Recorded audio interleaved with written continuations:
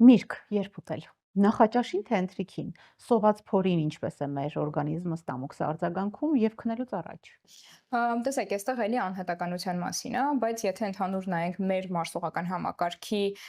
սիմպտոմներով, հա, մարդկանց, հիմնականում երեկոյան ժամերին ասում են միրգ եթե ուտում ենք, փքվում ենք, այդ պարագայում մենք խորհուրդ ենք տալիս իհարկե միրգը երեկոյան չուտել, օրվա ընթացքում բաշխել։ Առավոտյան քաղցած միրգ ուտելը շատ լավ է, ոչինչով չի վնասում, չի գրգռում մարսողական համակարգը, նույնիսկ ցիտրուսները, շատ հաճախ ասում են նարինջ եմ ուտում,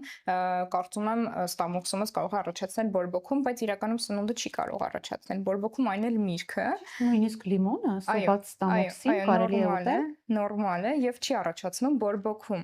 Այստեղ ուրիշ հարց է, էլի պետք է նայել սիմպտոմներին։ Հիմնականում երեկոյան ժամերին են նշում փքվածությունը, իսկ առավոտյան ժամերին կարող է լինել որոշ մարդկանց մոտ այրոցի զգացում ստամոքսի շրջանում։ Այդ բaragայում եւս, եթե մենք